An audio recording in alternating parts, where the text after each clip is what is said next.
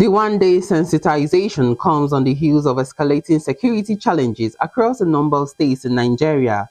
Dr. Tony Ojukwu, Executive Secretary of the National Human Rights Commission, represented by Dr. Benedict Agu, in his opening remarks said faith leaders are critical in promoting human rights, peace building and conflict resolution.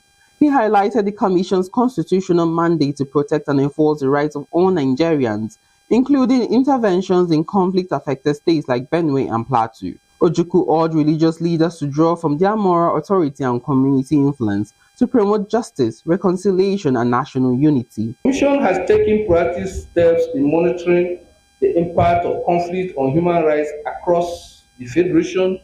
More specifically, the Commission, under the support of Nhrc, is carrying out projects in Borno, Adamawa, and Yobe to mainstream human rights of IDPs while carrying out counter-insurgency operation.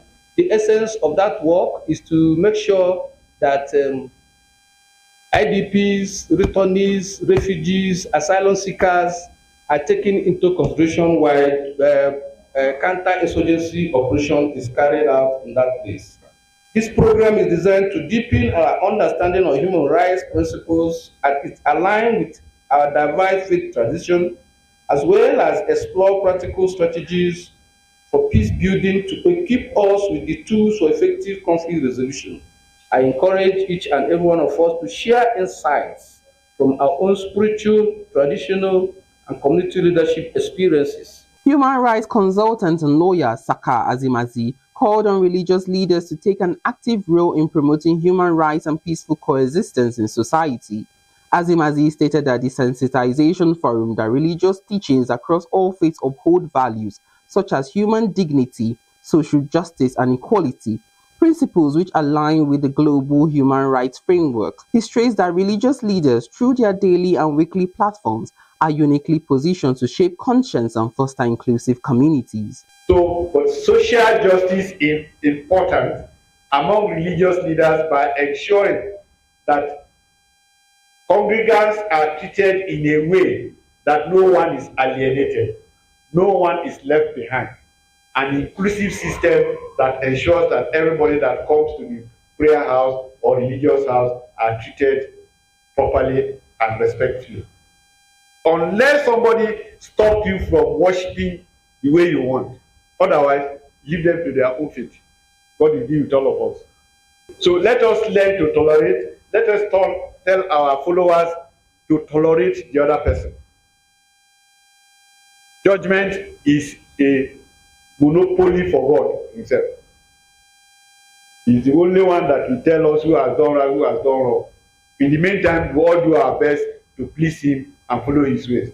But please tolerate the other person as they are. Dr. Teso Shapera, a mental health and security expert for the Civil Defense Headquarters in Abuja, delivered a lecture on the Safe Schools Declaration. He traced Nigeria's commitment to the declaration back to 2015 and outlined national-level interventions like policy frameworks and stakeholders' engagement. But he warned that many of these efforts have yet to translate into real protection for vulnerable schools. Dr. Shapera called for the securitization of the declaration through legislation, the establishment of a presidential committee on safe schools, and the deployment of trained school safety marshals. Is inevitably compelling to shift from commitment and low-level advocacy. All this, I call it advocacy.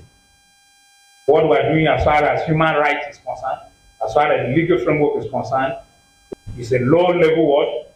Advocacy. Can we shift from that level of commitment to action and high-level advocacy so that we'll have safe and good education in our system? From strengthening community dialogue to protecting children in classrooms, the event made it clear that safeguarding human rights is a shared responsibility, one that demands faith, action, and political will. In Abuja, I am Chimize Zadima for Signature TV.